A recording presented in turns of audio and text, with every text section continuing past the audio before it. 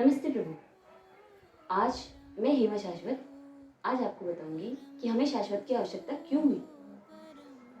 हजारों जन्मों तक तपस्या करने से शुद्ध हुए जिनके अंतःकरण में भक्ति का उदय हो चुका है। जरा विचार कीजिए कि हजारों जन्मों तक तपस्या करने से, और व्यक्ति तो एक जन्म भी तपस्या सही से नहीं कर पाता। यहाँ पर हजारों जन्मों की बात हो रही है कि हजारों जन्मों तक तपस्या करने से जिन महान आत्माओं के हृदय में भक्ति का उदय हुआ है। और ध्यान दीजिए, अभी केवल उदय हुआ है, अभी तो बीज से अंकुर फूटा है, अभी उसका वृक्ष बनना बाकी है। इसीलिए ऐसे पुण्यात्माओं के लिए बिना कुछ छोड़े ही, अर्थात अपना घर परिवार, अपने माता पिता आदि को बिना छोड़े ही परम पिता परमेश्वर का, जो कि अनंत ब्रह्मांड के रचिता हैं, अनंत ब्रह्मांड को बनाने वाले हैं, उनकी पराभक्ति में, अर्थात उनकी परम भक्ति में भक्ति करवाते हुए उनका परम प्रिय बनाना है, जिसे हम प्रियतरः और प्रियकृतमः के नाम से भी जानते हैं। तो इसीलिए हमें शाश्वत की आवश्यकता पड़ी, क्योंकि शाश्वत में व्यवहारिक रूप से ट्रेनिंग दी जाती है। सब कुछ होते हुए भी जरा विचार कीजिए, जैसे कि आप और हम अवगत हैं कि सब कुछ होते हुए भी आज सनातन धर्म घट रहा है, बहुत तेज गति से घट रहा है।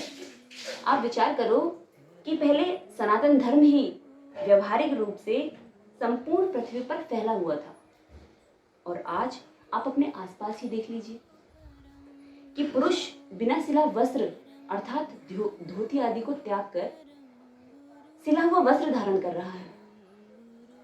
वो ऊपर कुर्ता पहन लेता है और नीचे धोती पहन लेता है। अधिकांश तो पैंट शर्ट कुर्ता पजामा जीन्स टी शर्ट में ही रहते हैं। यहाँ तक कि बड़े बड़े साधु संत और प्रवक्ता भी सिले हुए वस्त्र धारण कर रहे हैं। इसी से हम देख सकते हैं कि आज जनेऊ, तिलक और शिखा ये तो लुप्त होने के द्वार पर ही आ गए हैं। इसीलिए इन्हें दोबारा से जीवित करने के लिए शाश्वत की आवश्यकता पड़ी। आज भी जैसा कि आप और हम देखते हुए आ रहे हैं कि आज भी यदि किसी के घर में कोई भक्त बन जाए तो उस घर में शोक छा जाता है।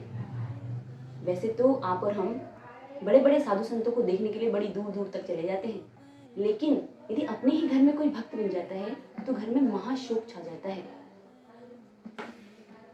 घर में हाहाकार मच जाता है। तो इस अज्ञान अंधकार को दूर करने के लिए हमें शाश्वत की आवश्यकता है। अब आप विचार कीजिए कि ऐसा क्यों हो रहा है। ऐसा इसलिए हो रहा है, ये समस्त समस्याओं का एक ही कारण है, और वो कारण क्या है कि भक्ति परमेश्वर वचनों व शाश्वत ज्ञान यज्ञ को त्याग करके ऐसी महान आत्माओं के अनुसार हो रही है जिनको परमेश्वर ने किसी पुस्तक को लिखने का अधिकार तक नहीं दिया। ऐसी अनाधिकृत महात्माओं ने अनेकों अप्रमाणिक पुस्तकों को ग्रंथों और शास्त्रों का नाम दे दिया है, और आज इन्हीं तथाकथित ग्रंथों को पढ़ने से, इन ग्रंथों के कारण से सनातन का नाश हो रहा है। इन्हीं ग्रंथों, इन्हीं अप्रमाणिक वचनों के कारण ही मानवता मर चुकी है। जैसे कि इसके कई उदाहरण हो सकते हैं। जैसा हम लोग देखते आते हैं कि आज रोड पर कहीं भी यदि कोई दुर्घटना हो जाती है तो व्यक्ति सहायता करने की जगह पर वीडियो बनाना स्टार्ट कर देते हैं, और दिन दहाड़े किसी लड़की को यदि चाकू से मारा जा रहा हो, उसी रास्ते से यात्री आते जाते रहते हैं, लेकिन उसे अनदेखा करके चल देते हैं। तो इन्हीं अप्रमाणिक वचनों से भगवान श्री कृष्ण, भगवान राम, भगवान शिव, उमा भगवती और निराकार ओम व साकार में भी भेदभाव किया जाता है। यहाँ तक कि यह कह दिया जाता है कि जो हमारे इष्ट हैं वो सबसे ऊपर होंगे और शेष नीचे होंगे। तो इन्हीं ऐसी भ्रांतियों को दूर करने के लिए ही हमें शाश्वत की आवश्यकता पड़ी। वर्तमान में हम देखते हैं कि घरों घरों में कलेश है, यहाँ तक कि साधु संतों के मध्य, संप्रदायों के मध्य भी कलेश हो रहा है और संसार भी अनेकों विश्व युद्धों के द्वार पर खड़ा है। इन सभी को प्रामाणिक परमेश्वर वचन के अनुसार मार्गदर्शन करने के लिए शाश्वत की आवश्यकता है।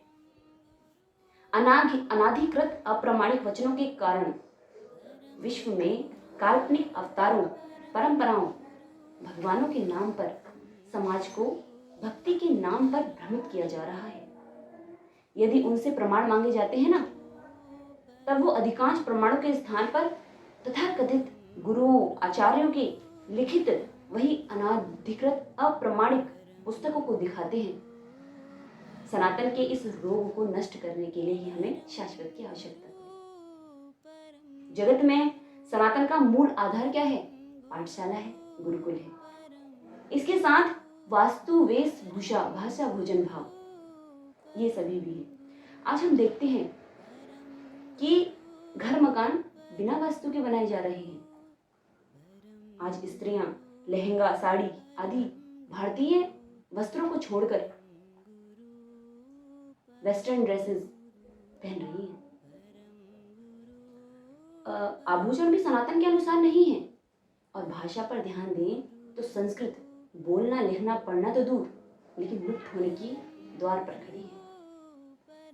आज समाज भोजन के रूप में अंडा, मांस, मछली आदि ग्रहण कर रहा है। गुटखा, बीड़ी आदि का सेवन कर रहा है। आज हम भक्तों के भाव की बात करें तो वह भी शुद्ध नहीं रहा, जिस कारण से भक्ति बहुत कठिन व प्रभावहीन होती जा रही है।